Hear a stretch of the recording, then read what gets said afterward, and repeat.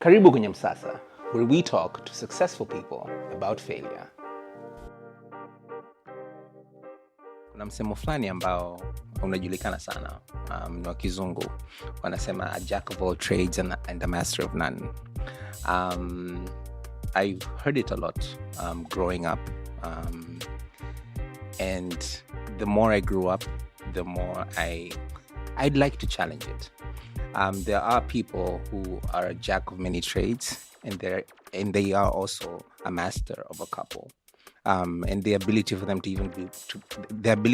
even become a master at anything at all required them to do many different things and try out many different things and fine-tune what it is that they're actually good at. And our guest today, in my opinion, is one of those people. She's somebody who has been a jack of many trades and is fucking killing it in most of those trades. She's dabbled in music. She's dabbled in media. She's done technology. She's an amazing communicator. I was surprised to recently find out she's pretty good at human resources.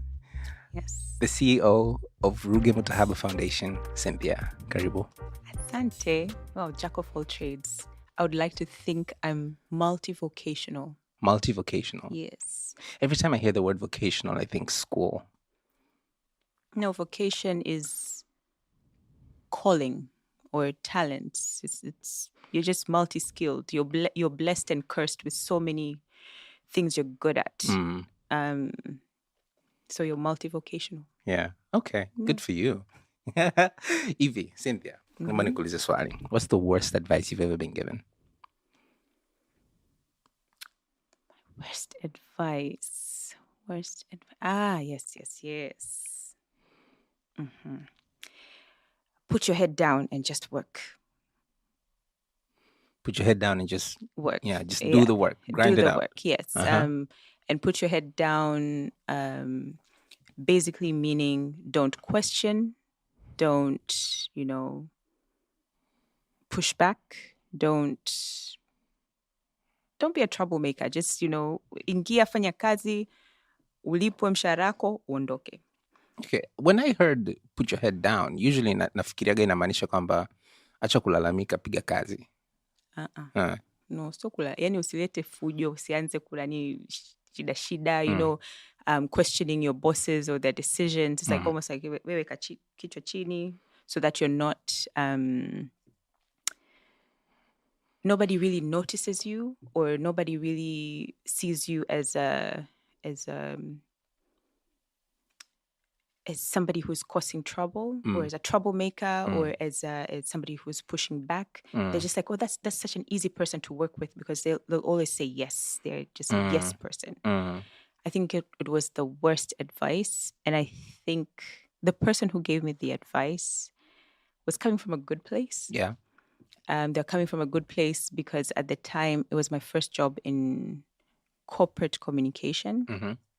And at the time, even now, a lot of organizations don't hire communications people. Like a communications team will have one person, at most two people. And I was lucky enough to get a communications job.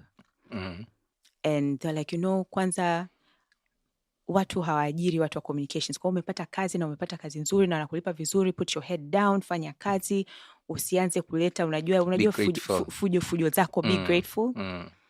Ili usipoteze hiyo kazi. Yeah. And they came from a good, like they had good intentions. But I think a lot of times I say people give advice that they would give themselves instead of thinking of the person that they're giving advice to. So instead of giving me advice as Cynthia, they're giving me advice as if Cynthia was them. Yeah, it's the same way people tell you can't do something. Yeah. That it means they can't do it. Yes, so it's not about... you definitely can't do it too if I can't do it. Exactly. Yeah. And I think if I'd followed that advice, I would be so miserable. Because first of all, my superpower is clarity, seeking clarity. It's asking questions. Because it's in asking questions that you understand the problem and even the underlying issues that are not necessarily coming up in meetings or in emails or in whatever. it's pushing back that got me, I suppose the learning and the lessons that I got. So clarity is your superpower. Clarity is my superpower. Clarity woman. Yes. Pretty cool. Unajua, for some, the background where you came from inachangia sana wewe kuweza kufikiria kudare. Especially, for instance, in that particular scenario where it's a good gig. It's a gig you should be grateful for. And of course you should be grateful for it. Yeah. But it doesn't mean that you can't be who you're supposed to be as a result of it, right? Yeah. Yeah. I like to think many times when I get a chance to work on something or with someone, I'm lucky to get the gig, but they're lucky to have me as their consultant as well. Absolutely. Right. Because you have a need and I can fulfill that need. And there are not very many people like me who can fulfill it the way you need it to be fulfilled. I always think the same thing. Right. Yeah.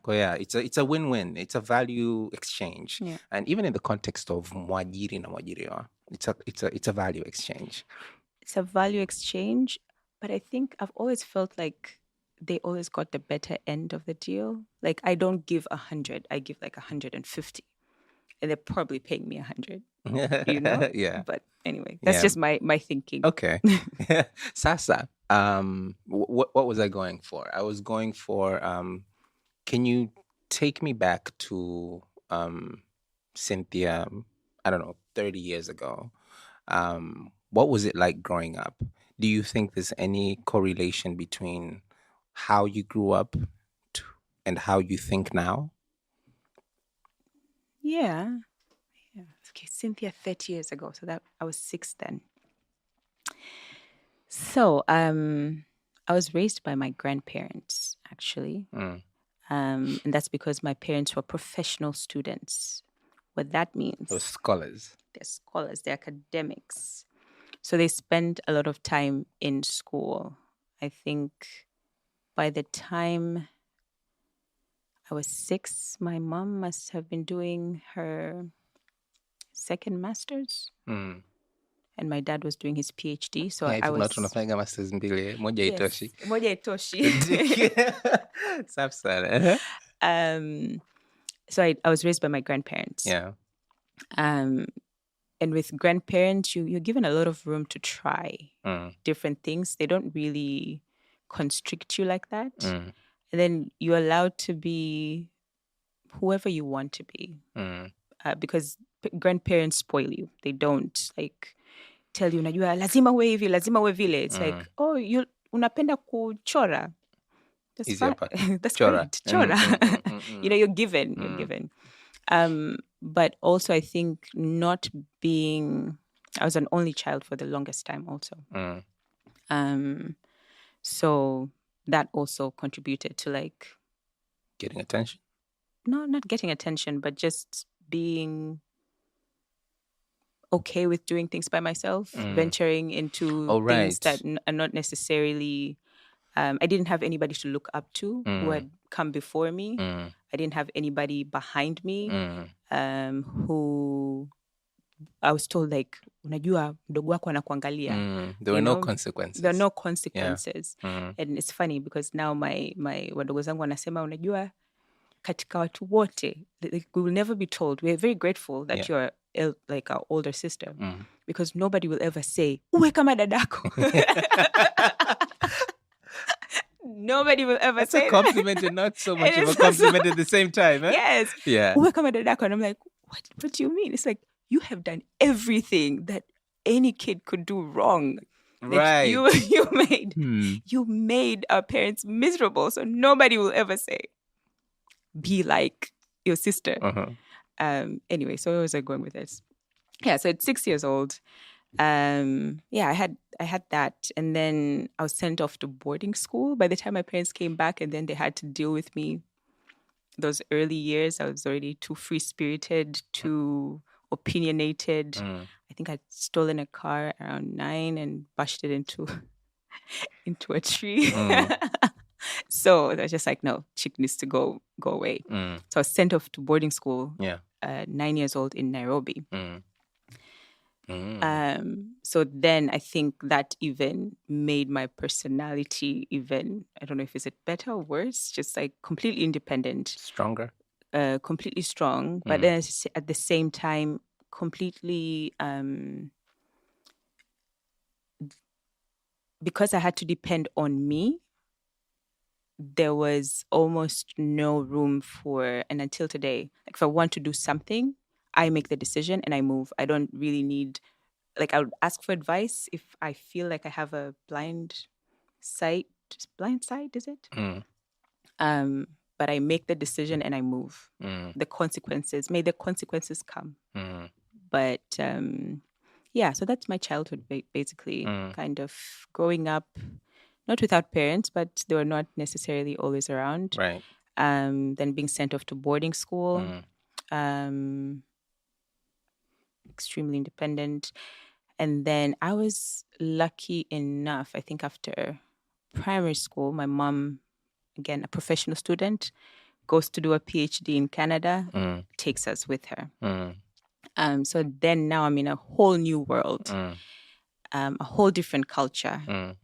One of like, I think 5 Black people within my class. And then, you know, you have different hair, you dress differently,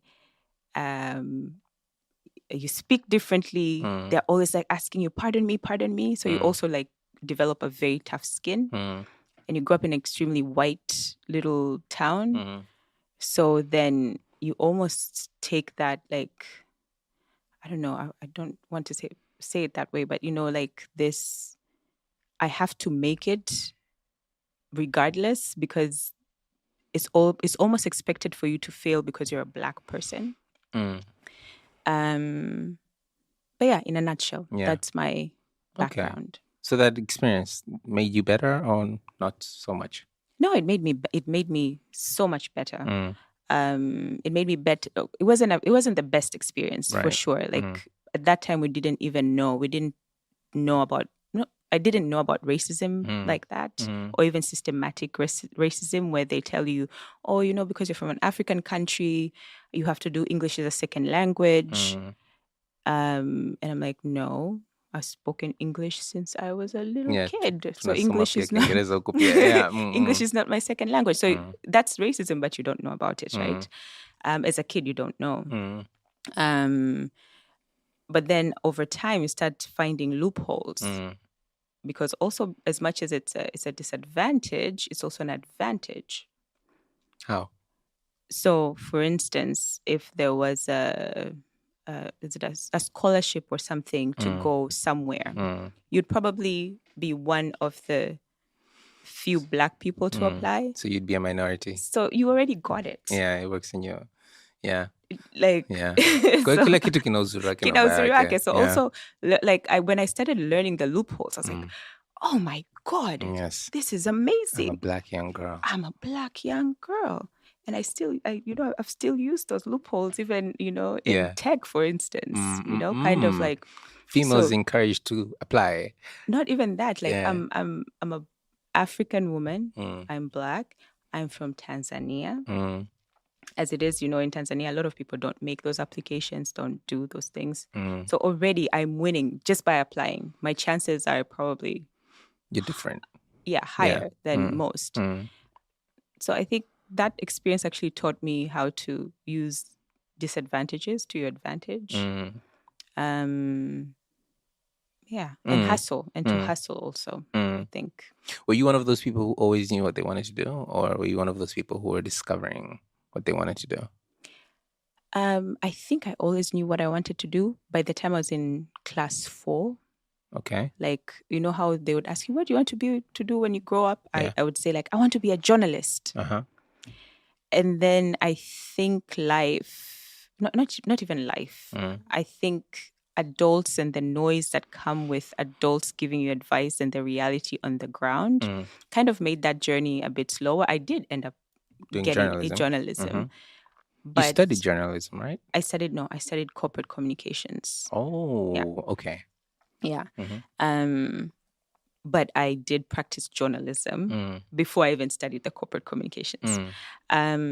So yeah, I always knew what I wanted to do by the time I was in class 4, and that's because I was always good at writing, and I was always really good at expressing myself.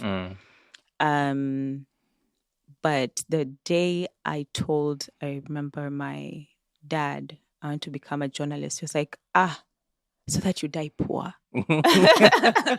Alikuwa nafikiria nini context ya kibongo au kwa Nadhani kipindi alikuwa hicho pia? yes. Because things have changed Of big course, time. yeah. But then at that time, you Yeah. know, he was just like thinking that way, and even going to school and paying for a journalist degree. He was just like, no, nakusoma mascom. Yani amna kitu kama hicho. What silipie hicho kitu?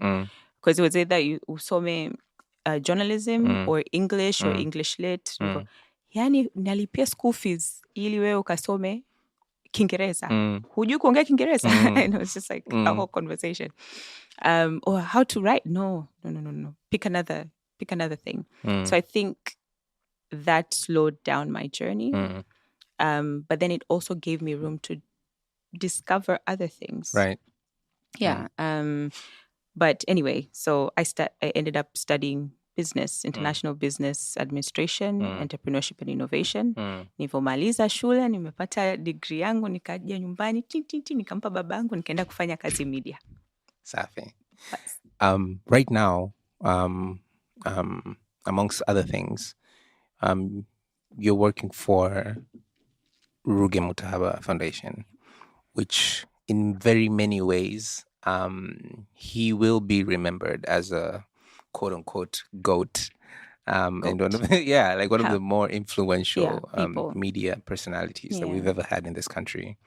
What is that like? And what exactly is the work that you do at Ruge Mutahaba? Can you tell us about that?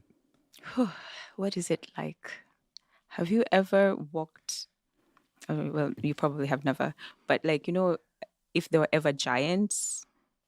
and then like they walked before you and then they left like footprints and then now you have to walk in them and then you have like little feel feet. Those shoes. Like little feet. And everybody is reminding you. You know you are supposed to feel the shoe. Okay.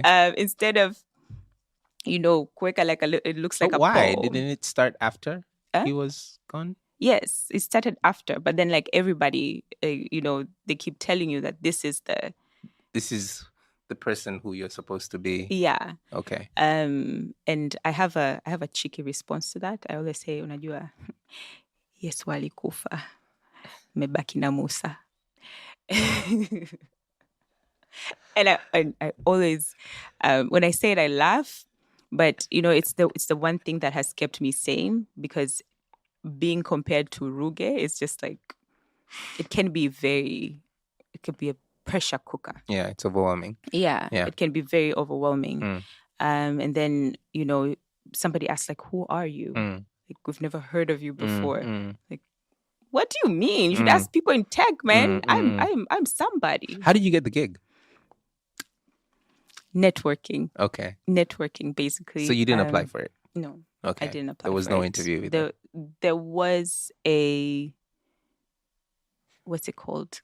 Get to know you, right? Just to see the alignment, right. But there was no interview. Okay. Yeah. So what's it like? What does your... So basically, also just taking a step back. So Ruge was known as a media, you know, person. Yeah. But he was also known for helping young people, you know, meet their dreams, their big dreams. Right. Right. Whether it's through the THT and supporting young musicians to, you know, grow their entertainment career, whether it is supporting young VJs and hosts, you know, become the biggest hosts on Clouds FM and have their own business within the business. Yes. Yes. And of course, like, also he did a lot of work around Fursa and bringing young people and opening them up to opportunity. That whole slogan of tunakufungulia dunia, that was Ruge. And he did a lot of work to empower young people to dream big, but actually support them into meeting Right. their dreams. Yeah. And basically, He wasn't a motivational speaker. he wasn't a motivational speaker. He actually and pushed you. Yeah. He was more like a yes, mentor, teacher, brother, father to some. absolutely, yeah. Yeah. And I think I spent the first 3 months speaking to people whose lives he had touched. And I was just like, shit, why did I say yes to this job? Because as much as people thought he was doing these things like haphazardly, he had like a whole theory of change. I feel like he had like a whole plan of how he was doing this for like wale watu ambao labda tuseme they are low income or watu wa chini. He would literally support them all to go through QT to get an education. Yeah. Support them to get out of the streets, support them to get out of whatever, part of the basic education. Then from there, make something of yourself. Then give back. That was his only ask. You have to give back. You have to give back.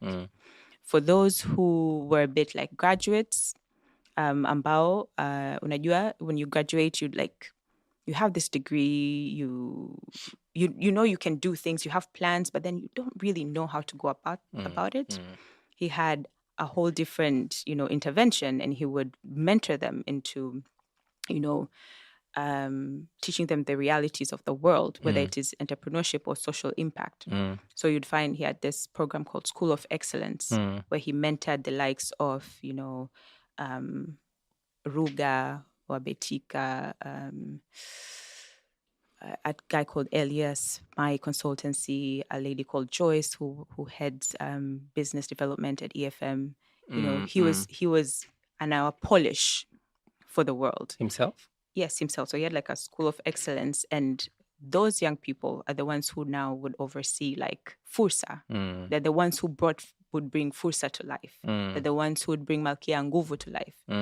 You know? Right. Yeah. Right. So then they're learning,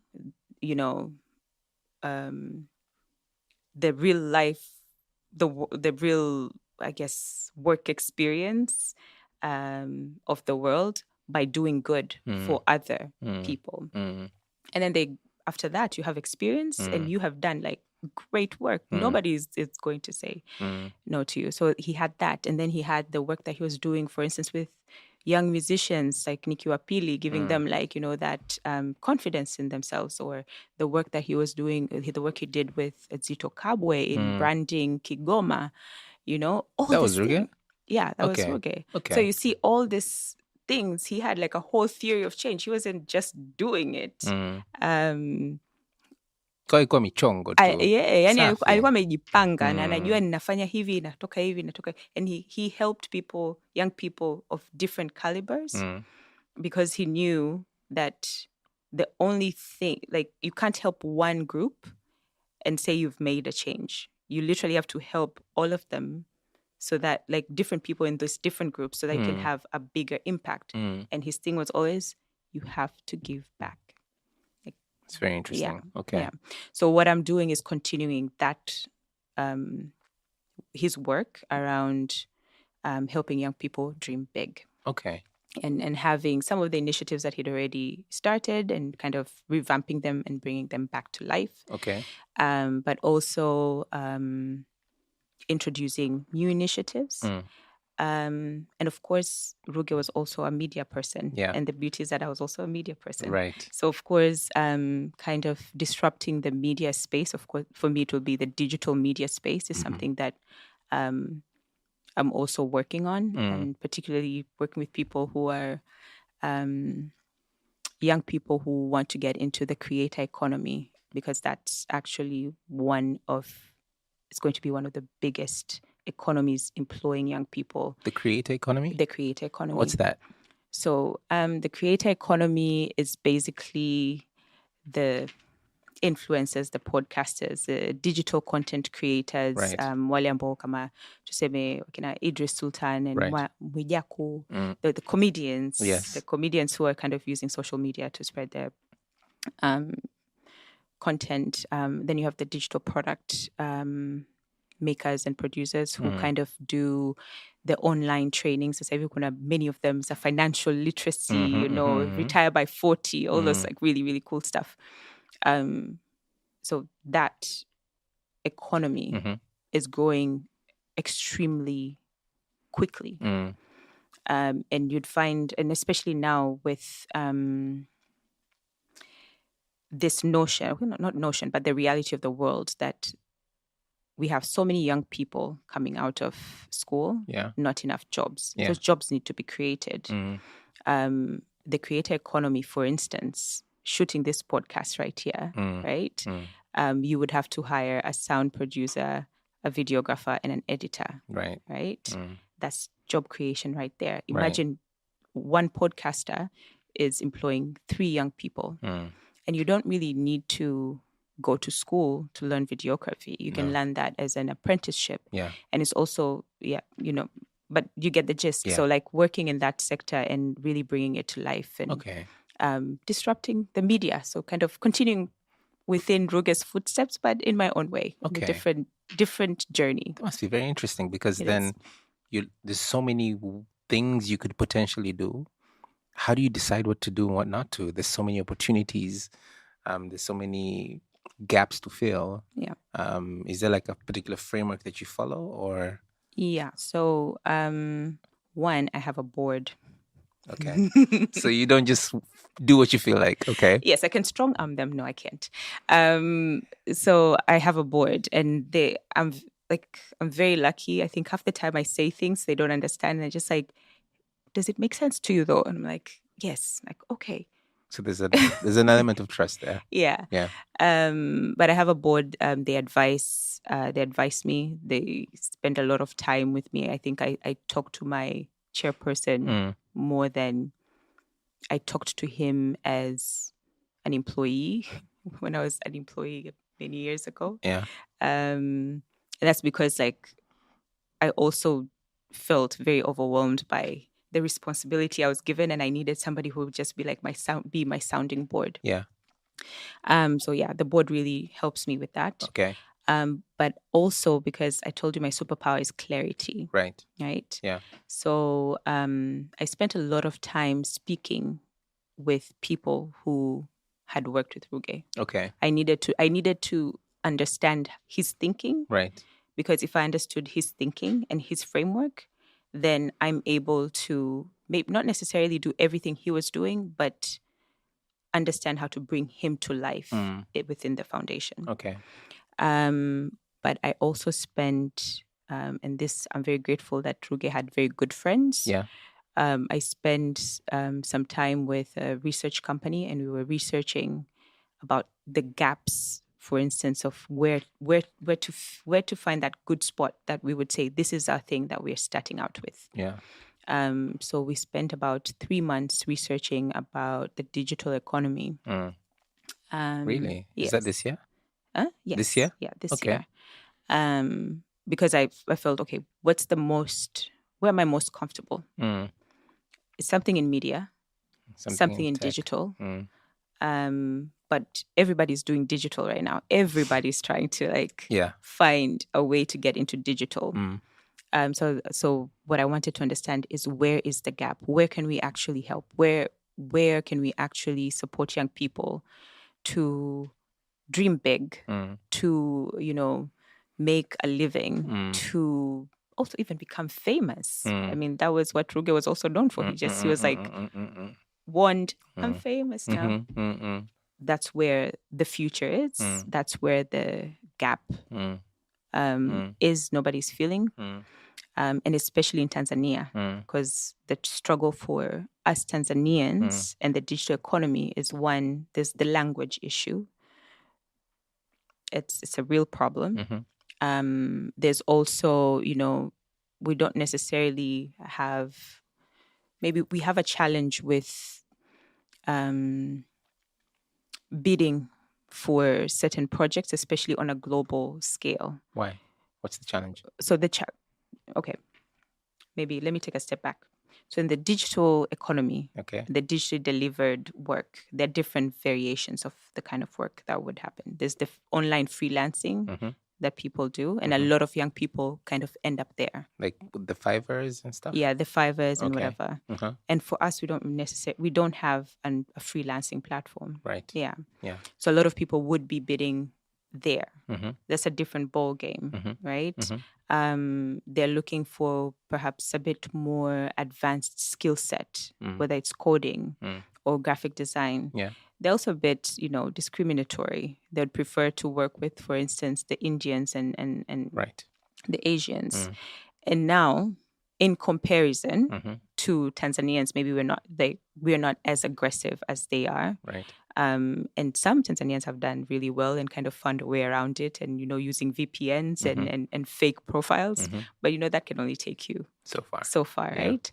And especially now with VPNs being an issue. Right. Yeah. So that's what I meant. It becomes a bit of a challenge. Okay. So we have that.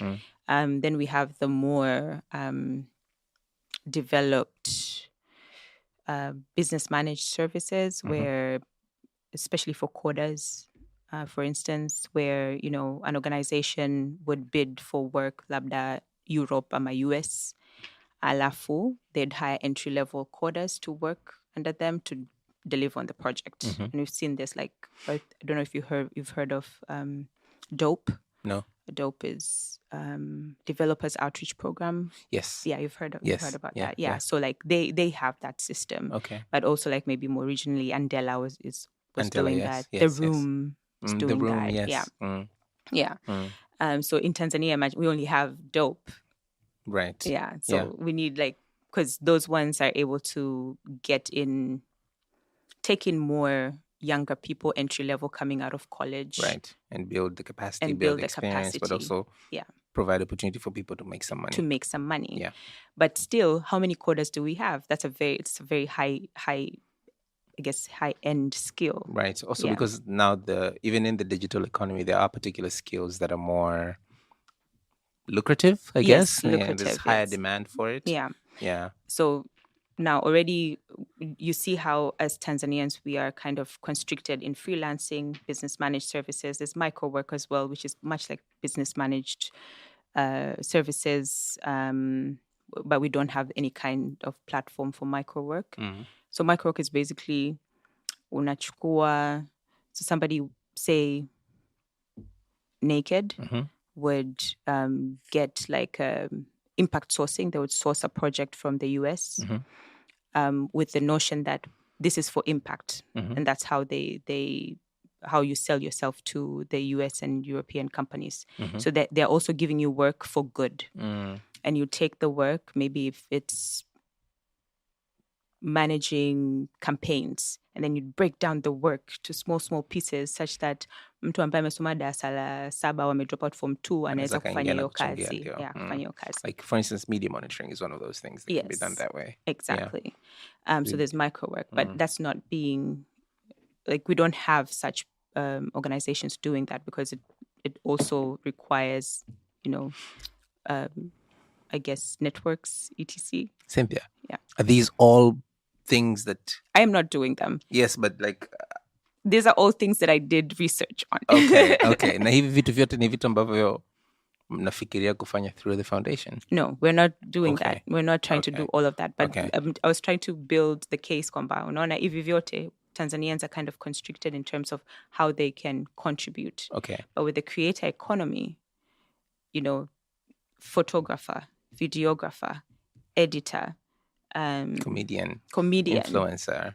This can be localized, right? Yeah. And it's a skill you don't have to go to school for, because we're also a lot of people are low skilled. Yeah. So this is one way to actually spur up employment, right? Spur up the creator economy itself, right? And make a difference. Wow. Okay, it's a very interesting way to look at it. I've never thought about looking at it from that angle. Yeah. You've had a lot of experience in employment and in employment as a freelancer consultant and as an entrepreneur. Yeah. Where are you most comfortable? And why? So In employment, but I have to really trust my number one. Okay. In employment, and I have to understand the direction that they're taking. Okay. So I've always been more comfortable in employment. However, somebody once told me you never become rich by being employed. That's subjective. First of all, the definition of rich is subjective, and actually you can become rich. Yeah. Yeah, absolutely. So there's that. Yeah. And then I know for sure I'm not an entrepreneur, and I've learned this the hard way and through experience. So I'm not comfortable with entrepreneurship. Okay. But over time, I have learned that maybe the bridge between having constant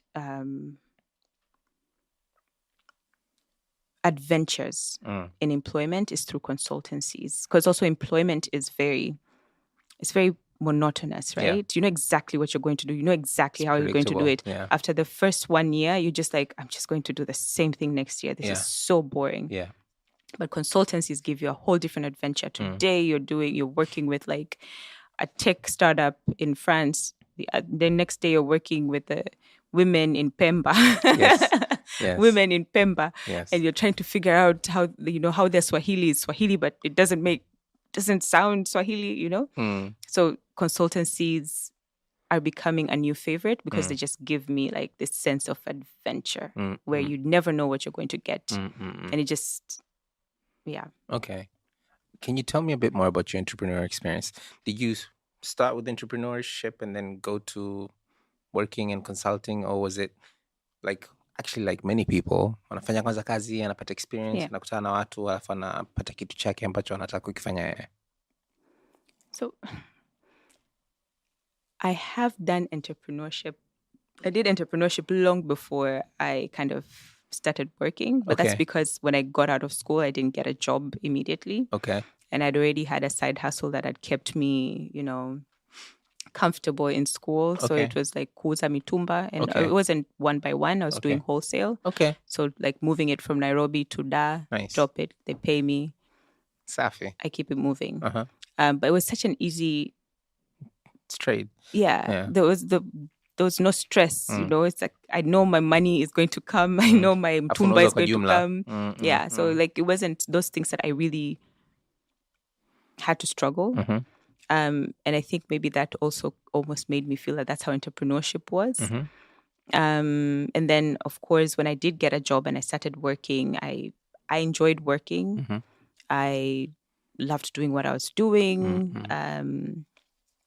And then I think after a while, I started not getting the satisfaction from my job as much as before. Yeah, as before. Like I was just like, I feel like I'm just, in a box. I'm constricted, and I'm like, I'm not growing. I'm doing the same thing. Najua nilifanya last year nilifanya campaign in March, International Women's Day. I know this year I'm going to do International Women's campaign. It became predictable. Yes, yeah. And I was not satisfied at all. Like I was. So then I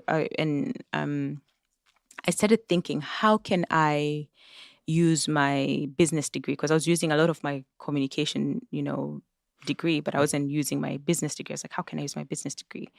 So you have 2 degrees?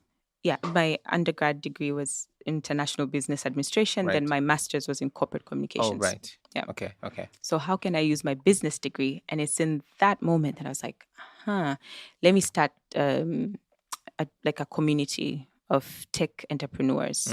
So a friend of mine was starting it, and he was looking for a network. He was looking for something, and I just kind of told him that, okay, I can't just give you my network for free. We'll start it together. We'll do this together. So was this around the same time you were doing Startup Grind? Yeah, that's Startup Grind. That was Startup Grind. Okay. Yeah. So then that was like my next entrepreneurial venture, I feel. Of course, in the end, it just became like a community work, because as much as it was something outside of work, something that I had to invest in, I felt like it was more of giving back to the tech community than an actual entrepreneurial venture. Why? I don't know. That it's just always the thing that always stayed with me. So again, startup grind, great experience, and I learned very quickly how to cut costs so that I'm not spending, a lot of money and kind of maximize whatever money that's coming in for other things. And I think that also gave me a false idea of what entrepreneurship was. Okay. Yeah, because I thought, it's this easy. You cut your costs, maximize this. Maximize this, and with Startup Grind it was very straightforward, right? You're building a tech community on one hand. Number two, you are telling wonderful stories, providing a platform for young people to connect through the guests. Yeah, through the guests. It's very forward. Like it's not rocket science. Yeah. So it also gave me a false idea of what entrepreneurship was, and I thought I can do it. Okay. But it is kind of there. It's not particularly false. Yes, but I guess you're gonna make me understand why. No, I think also it's maybe didn't give me the real hard experiences of entrepreneurship that I came to learn when I actually delved into entrepreneurship fully. Yeah. Okay. Because when Startup Grind started, it just worked. Like Kwanzia mwanzo, it was working. Kama ile msanii aliyetoa nyimbo ya kwanza fika hit. Exactly. So then you're like, so it's I got this. I got this. Yeah. So then a few years later, continuing working, I decided, you know what, I'm going to quit my job and start a business, helping young people to gain experience and get jobs. Wrong move. Worst move in the world. But it's a good motive. It sounds like a social enterprise. Yes, it was a social enterprise. So I'd planned myself out like really well, started saving up, started actually finding, building the solution and getting the incubation programs before I actually quit my job. And then now nilijipanga. Yeah, that's good. And by the time I was ready to quit my job, I'd just been accepted into like one of the biggest EdTech incubation programs in Africa, Ingenie EdTech. So that gave me like, man, you got this. Like they have accepted you with just an idea. That's everybody else had like MVPs. Yes, yeah. I just had an idea. Just an idea. That's how big the idea was. Yes, and I think that's also it. Like they saw the potential, right? And of course, my background now with Startup Grind had really helped in kind of showcasing my experience in entrepreneurship as well. Is it possible your ability to communicate well also helped? Yes, my ability to sell bullshit. Yes, so there's also that. So I packed up my bags and moved to Cape Town for an incubation program. How long did you stay there? I think 4 months. That's long. That's how long the incubation program is. No, the incubation the incubation program was 8 months, but then you came for the first 4 months, and then you went back and you worked on your business from home. Oh. Yeah, so like kind of now go and gain the traction. Yeah. It's very cool. Yeah. You must have been very inspired and I was so inspired. Nice. Afu wanalipia wao. Yes, wanalipia. Afu nenda South mshikaji wangu. Miezi minne. Afu naishi Cape Town. Cape Town. Wewe, chezea. and then I think it gave me so much confidence in the idea, right? But at the same time, I now that I look back, I was just like, that was one thing, but then there's so many other things that I didn't get right. Okay. That I felt that I could have gotten right. But anyway, so fast forward, come back, start trying to gain the traction and finding out that, you can't make money charging graduates to get a job because they probably don't have money. That's why they're looking for a job. Yes, that's why they're looking for a job. Yeah. So I had to pivot. It was an application on a site. It was. How did it work? It was supposed to be a web platform. Okay. But what they usually say, there's this advice. Is it Paul Graham, or I forget his name, from Y Combinator? He always says, first, try it out in analog before you build the tech solution. Okay. Because then you can build a tech solution, and then it doesn't really work. Fit the glove. Yeah. Yeah. So first you try it analog. So we were trying it analog, basically with just like finding out what the needs are, getting a Google form, putting them there, and then looking for people who would take them in. And it was just, it was working, but I wasn't getting paid. Right. So you were like I wanted placing to get people paid. into companies? Yeah, into like internships, so that they can gain the experience. Sababu unatoka chuo unakutana kila kazi inataka 4 years experience. Exactly. Yeah. Okay. So that wasn't working, or we weren't getting paid. It was a great course, not getting paid. Who was supposed to pay then? Somebody, I don't know who. Okay. Okay. So great idea. Yeah, but great and some idea. Incubation. Yes. Not quite sure how to monetize it. Yeah, how to monetize it. Okay. So I had to pivot, and I pivoted so many times. Okay. By the time I got it, I think I got it right. And I knew I got it right because somebody paid me $30,000 to do something for them. Nice.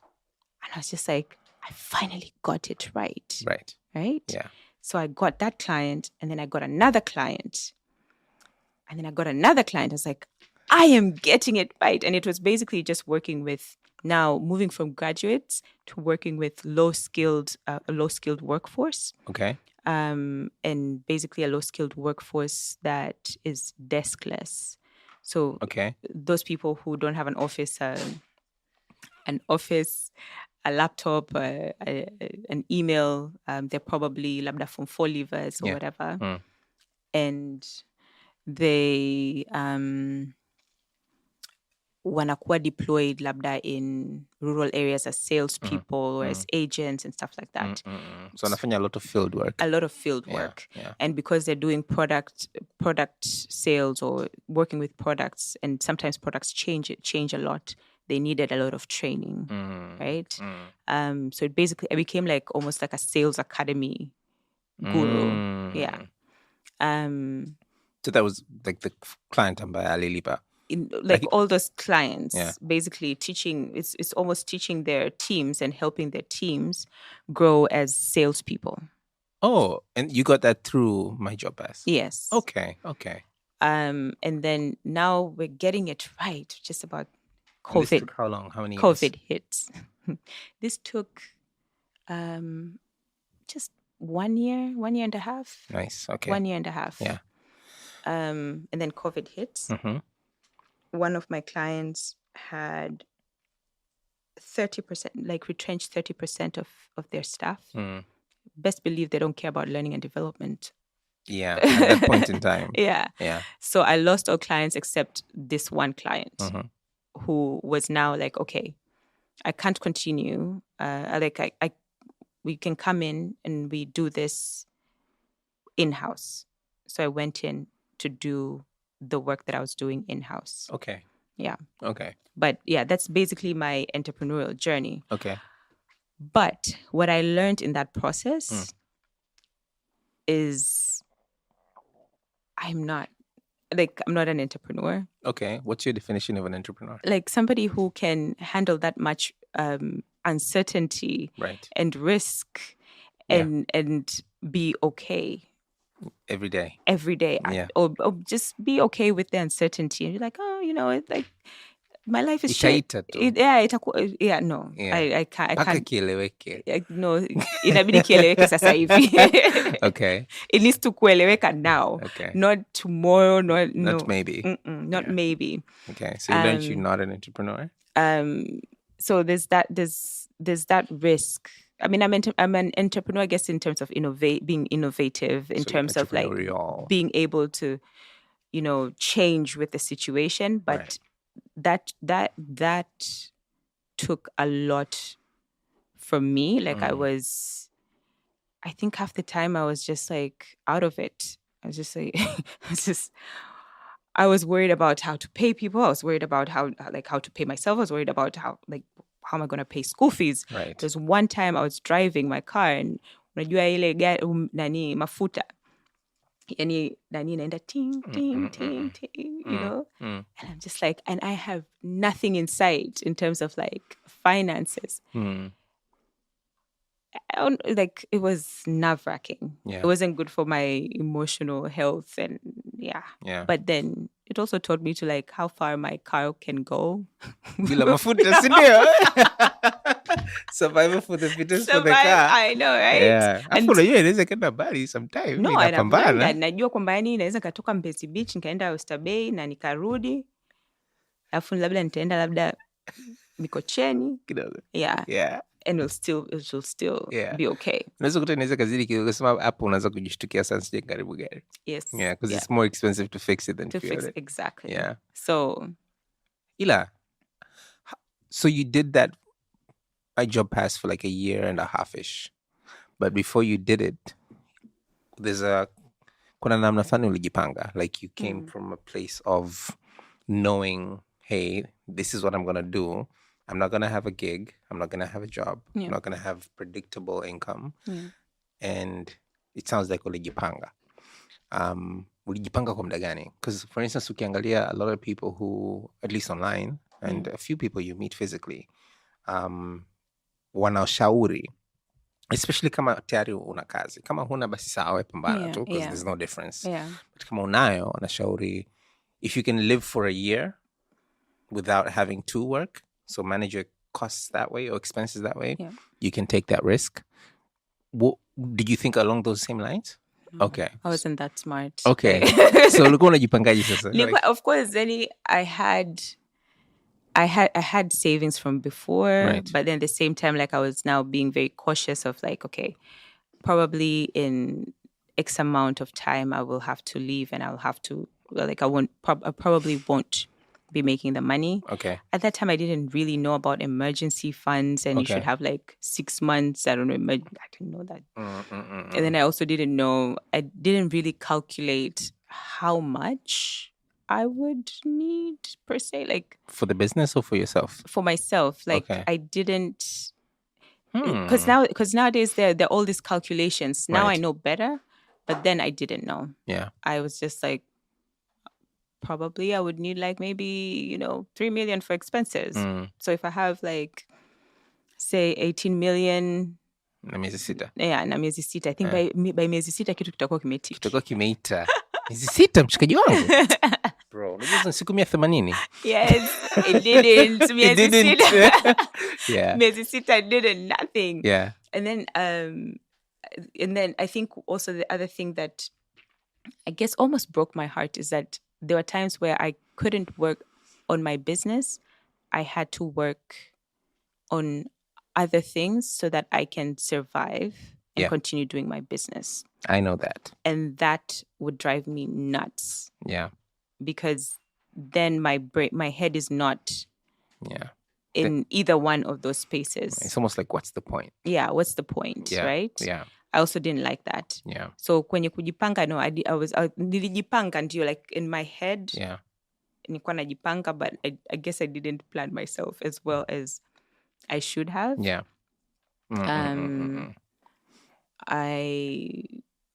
I think now, thinking back, I should have looked at my expenses that way, but I also should have now started living a life as if I was an entrepreneur. Yes, instead of like somebody who is expecting a check at the end of the month because I have like 6 months runway. Yeah. Kind of, right? Okay. Yeah. So you learned you're not an entrepreneur. I learned I am not an entrepreneur, at least not doing it the way I did it the first time. Right. I think I would want to do it with somebody else going to search for money. Right. And worrying about money. Yeah. Ensuring that I have money and I'm getting paid. Right. And I'm doing what I'm supposed to be doing. Right. So, it's quite interesting, I think, how convincing you sound about how you are convinced that you're not particularly an entrepreneur, but you're entrepreneurial. I think it's also interesting, kwamba, you think you're a good number two. What makes you think you're a really good number two? So, I've actually learned that I'm a good number 2 by being number 1. Right. Right. Uh-huh. And I before being number 1, for the longest time I was a number 2 supporting a number 1. Yeah. Mm-hmm. And what they always needed was enough information and enough options to make decisions. Mm-hmm. Right. And that meant I had to be really good at people and process and systems. Mm-hmm. So that when I'm coming to them, I'm like, there's 1, 2, 3. You need to make decisions about A, B, C. Because this is not working because of 1, 2, 3. To make the right decision, I have these 3 scenarios that you can choose from. So all they have to do is make a decision. Right. Right. So you need to make it easy for them to make decisions. To make a decision. Yeah. And I think that comes from also a background in just managing communications, because in managing communications, one, you have to take in a lot of information, really break it down to like dumb it down, and then get the other person to like you're either persuading them or you're either getting them to make the right decision really quickly, but it needs to happen really quickly. So I think over time I've learned to do that as part of working in communications, and Right. I just do that. And I didn't realize how good I'd gotten and how it really served my number ones until I became number 1.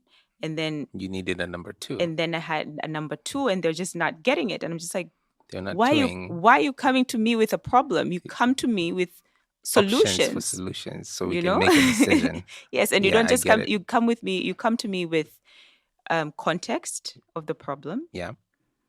The bottlenecks and the solutions. Right. And then no matter how many context, times, the problem, and the solutions. Yes. Mm-hmm. And no matter how much I kind of like tried to show them, I saw like this was so foreign. It was such a foreign aspect for them. Was it natural to you? For me, it was when you were starting out. Yeah, I think so. Okay. I'm trying to think back to my first job in radio. I was always like that. Okay. I don't know if it just came from being a firstborn or the life I led before that. I don't know. It's just like it's something that I want you to make a decision. Yes. I know what you need to make a decision. Sometimes I want you to make a decision so that it fits my agenda. Cynthia, yeah. So I will give you una campaign planning. Yes, you know. So you that's present how, the that's best how, option mwishoni. Exactly. That's how I look at it. Right? Mwanzoni, and then everything else is yeah. shit. It's a persuasion campaign, basically. But I feel like every time I was trying to every time I show them they don't get it, I still have to do the work. So then I'm not able to be the best number 1. Yeah. But then I came to realize training a number 2 is really hard when you're at number 1. Yeah. Yeah. But when I was so anyway, that's besides the point. But why am I a good number 2? I think 1, it's because I'm very good at placing myself in somebody's shoes. It's seeing the bigger picture. Like I'm a visionary. Like I can see the bigger picture as a number 1 would. I can see what's the right decision to be made based on the context that is there. Yeah. I can see the consequences of the decision that we're going to make. Like I can see the whole 360 as a number 1 would. And consider all the different options that even the number 1 sometimes might not have considered. But then also because of my, I guess, background in communication is building relationships. Right. I tend to get information even when I'm not looking for it. Right. Yeah. So sometimes I have not just the big picture of the vision, but I have the big picture of, the things, on the ground. Right. So that makes me a really good number 2, a very strong number 2. And I've always thrived, actually. So, yeah. Yeah. So as the CEO, who's your number 1? The board? So now as CEO, I am number one. Or the chairman? No, because the chairman is there to guide you. Right. He's not there to tell you what to do. Okay. The board is not the of course, as much as with a foundation, the board of trustees are the owners of the organization. Yeah. And they choose the strategic approach that you take. Yeah. In terms of implementing and deciding how that approach comes to life is up to you. They'll see you in 3 months. Yes, but even with that, the strategic approach, you inform the strategic approach. So basically, you're doing everything. Yeah. They just won't come with a strategic approach out of thin air. You come to them with like, this is what I'm seeing on the ground. Yeah.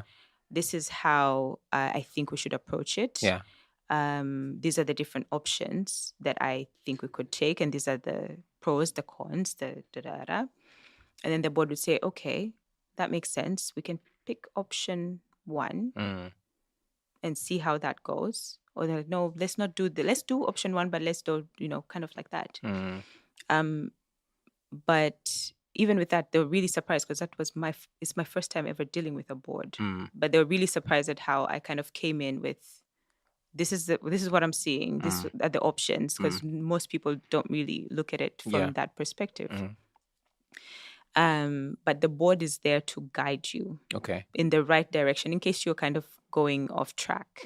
And it's there to hold you accountable. But it's not there to really make the decisions. At the end of the day, you inform the board and they give you their ideas. I really resonate with you in regards to a number one can't be good at being number one if there isn't a very strong number two. Because if there isn't, then the number one has to be 1, has to be 2, and hopefully not have to be 3 as well. Like in the top 5 is the same number one. As a result, either they will lean on their talent, they will lean on what's fun, or they will just fuck up everything. Because they're not doing what they're supposed to be doing.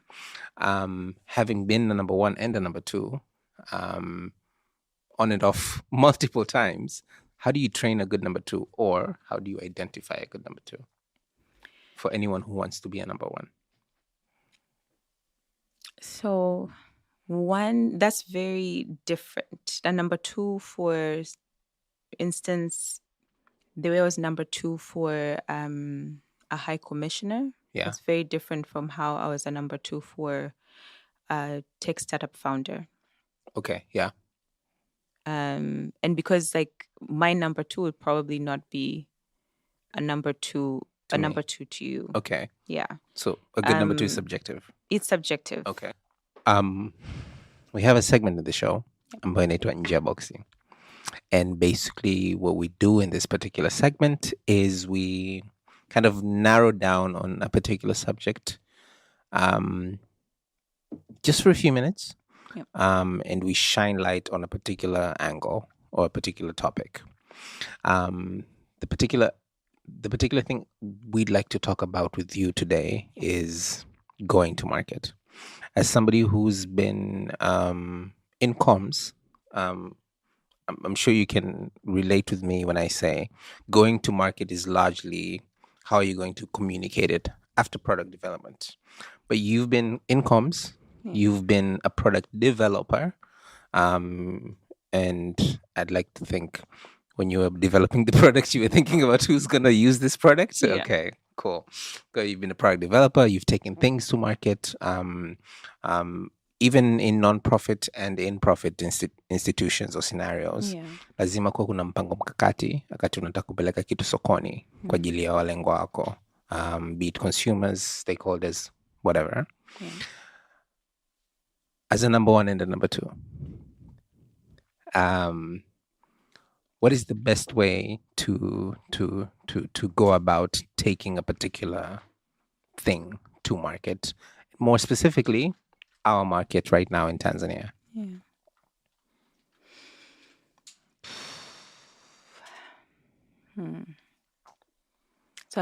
So I have tried different ways. Maybe I'll share those different ways. And then we see, because they would probably work for different things or different audiences, I suppose. Yeah. The best thing about going to market is the market is varied. It's varied, yeah. And it dictates what it wants. Yeah. So one way that I have tried doing this time around is one, research and community building. Research and community building. Yeah. Uh-huh. So basically working with digital content creators to understand what their challenges are, what their, how, for instance, they create jobs when they hire, how they make money, all of that. So we did like a big deep dive of a good number, 40 digital content creators of various followings and different products. Just understanding that. And then kind of now giving them value to cover the challenges that they're facing. Now that goes into community building. So kind of now moving from research to community building, giving them value to solve their challenges, even if it's not something that we're interested in, but kind of fill that gap. And then also now solving our own challenge and what we want to get from them, or how we want to work with them. From the people that we're giving value. Yeah. So basically community building can be, it's a big thing right now in the tech startup world. I'm just applying it in nonprofit. I don't know how it's going to turn out, but I like it. I feel like it's a good approach because, one, I can only give them, they'll only come to me if I'm giving them value. They'll only stay if I'm giving them value. And if I'm not giving them value, I get firsthand feedback from them. Yeah. And I found that that's the easiest way for now. At least it's starting to show promise. Yeah. I don't know how it's going to turn out, but I will. It's making a lot of sense. It's making a lot of sense now. They will only come. They will only stay if you're giving them value. If you're giving them value. Yeah. If you're not, they will leave. And then you know that you're not giving them value, then you'll be able to, fill the gap. Yeah. Right? So that's one way to go to market. But that's also, it's a low cost way of going to market. How so? In that you're not going with campaigns and pushing, and it's just community building. You have an event, or you bring them together in one room, or you have a meeting, or you have a coffee. It's not cheap, but it's not as expensive as just going out and putting a product out there. I think they call it customer development almost. It's almost part of the customer development process. Okay. Yeah. In the customer development process, is there... So, you said something about giving value and then figuring out how to solve your thing. In that process, are you solving this, or are you just giving value so that you can figure out how to solve this? No, so also because giving, at the end of the day, you need somebody who will pay you. Yeah. Right. Yeah. So you can keep on giving value. Yeah. So the value that you're giving, if and that's the thing, you should let the customer tell you what they would be willing to pay for, and the thing that they continuously come back as that is valuable to them, that's what you should be charging. Right. It's besides the point. If it's something else that you wanted, say the customer really wants to maybe interact with brands or gain a way to connect with brands quicker, right? Yeah. Or maybe the brands are the ones who will end up paying you because they want market insights of the digital content creators, right? Yeah.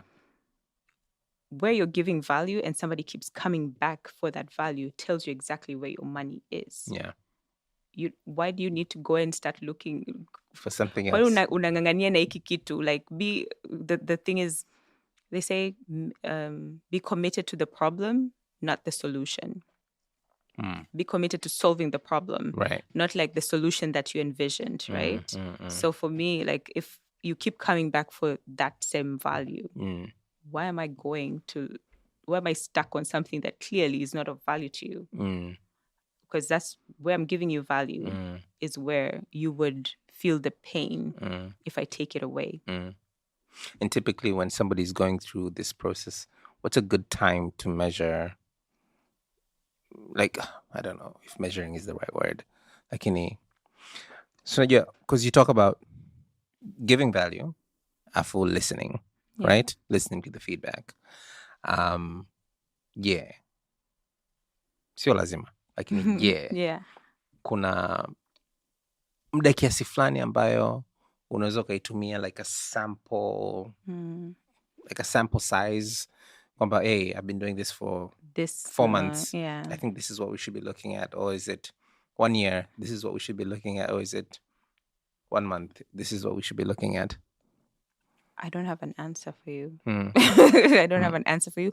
But I think you'd have to almost do a trend analysis. Right.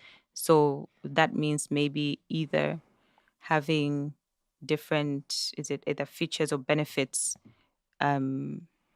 concentrated, whether it's within a short time or elongated time, it doesn't really matter. Right. You could do 3 months and then you just have like maybe something every 2 weeks or every month or whatever. So if you have a 3-month time frame and then you do it every month, that means in terms of trends, you only have 3 events or situations to judge from. But if you do it in every 2 weeks, then it means you have 6 to judge from.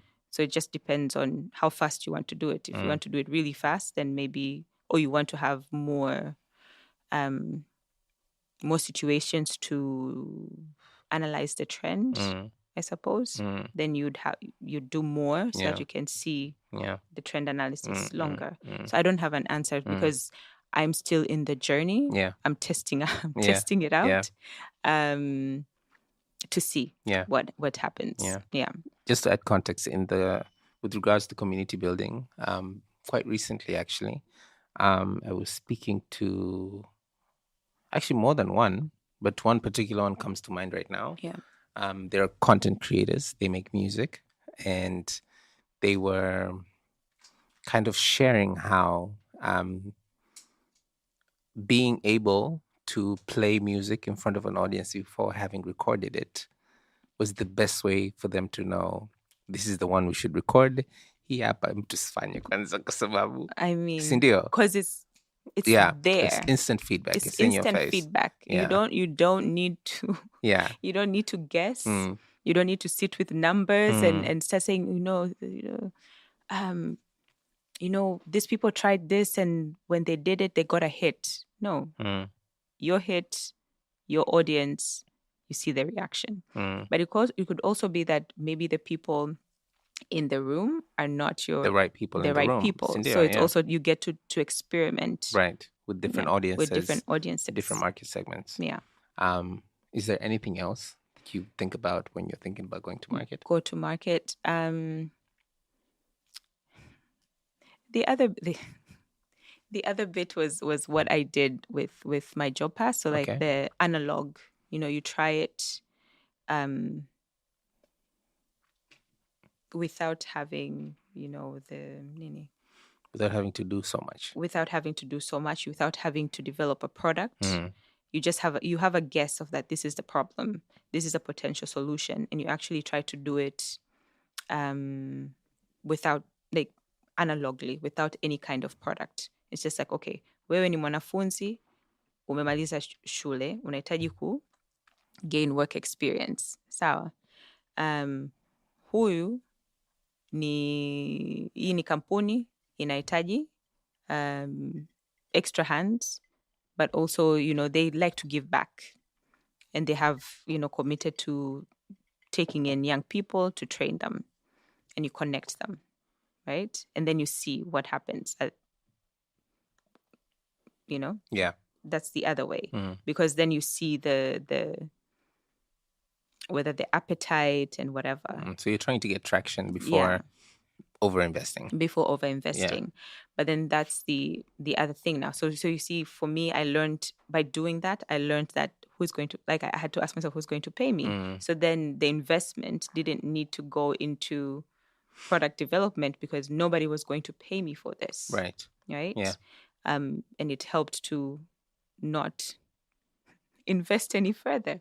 So then, like, it's those kind of things. I unfortunately, I don't think I have the experience of like going to market fully that I can share beyond this testings that I've done beforehand. But yeah, so far they've always, like, those kind of strategies have helped in helping me, one, discover more about who I'm serving, understand where there's a challenge, where I can give value, bring up those questions that I would not be able to answer without actually going to market. Yeah, lazima uingie sokoni. Lazima uingie sokoni. Yeah. Yeah. Cynthia, this has been wonderful. Thank you. Thank you. Thank you so much, Alicia. It was wonderful speaking with you.